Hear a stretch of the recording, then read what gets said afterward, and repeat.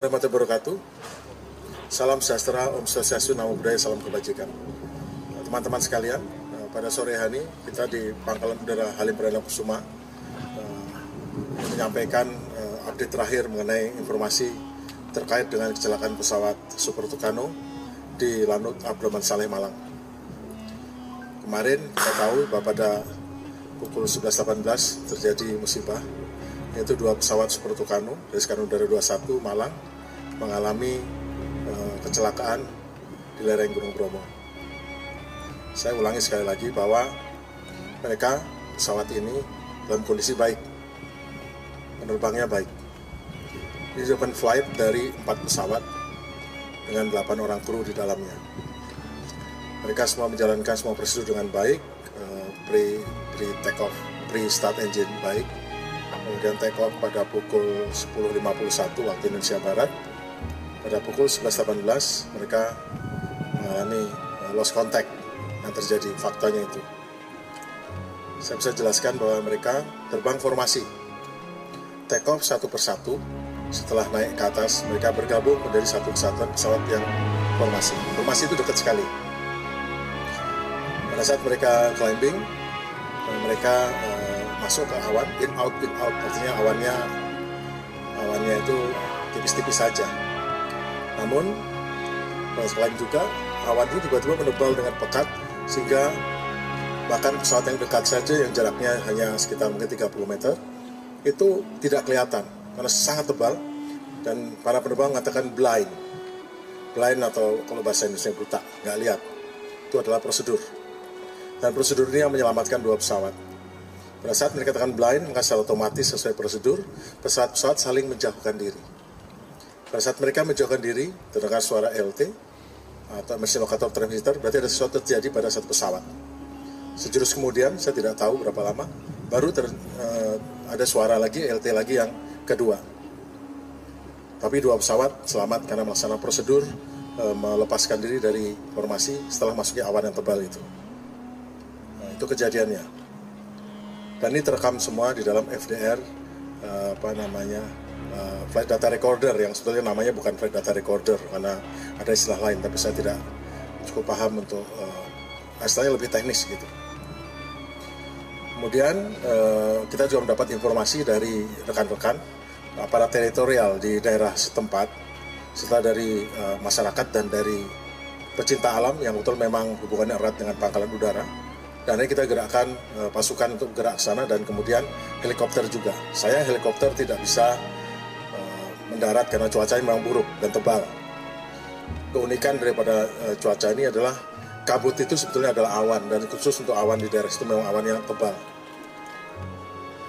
Dan akhirnya kita berhasil mengevakuasi jenazah dengan bantuan dari penduduk setempat. Dan itu berjalan dengan cepat. Kami sangat apresiasi pada aparat teritorial dan penduduk setempat yang telah membantu kami dalam evakuasi jenazah. Sehingga pada pukul 7 jenazah terakhir sudah bisa masuk ke Pangkalan Udara. Dan pada pukul 8 keempat jenazah sudah bisa dimakamkan atau disemayamkan di Skadron Udara 21. Jadi kita sudah bisa tenang. Mengenai pesawatnya sendiri, tadi pagi tim dari Puslaik Lambangja, Pusat Kelaikan dan Keselamatan Terbang Kerja TNI Angkatan Udara, bersama dengan tim dari Skatek atau Skadron Teknik di Lanut Abdurrahman Saleh telah berhasil mencapai kedua pesawat yang mengalami kecelakaan, dan mereka telah mendapatkan beberapa data serta berhasil merekam informasi dan mencatat apa-apa yang terjadi di sana, dan kemudian direkam untuk selanjutnya mengenai bangkai pesawat yang nanti akan direncanakan dibawa ke ini, tapi namun itu belakangan. Sementara yang penting adalah mengamankan informasi mengenai kecelakaan. Perlu kami sampaikan bahwa data dari flight data recorder, khususnya flight data recorder sudah ada berada di Lanut Abdurrahman Saleh. Mudah-mudahan bisa kita baca untuk bisa memberi penjelasan lebih lanjut apa yang terjadi pada penerbangan ini. Yang penting bagaimana kita merubah prosedur atau menambah prosedur. Bahwa ternyata prosedur sudah benar.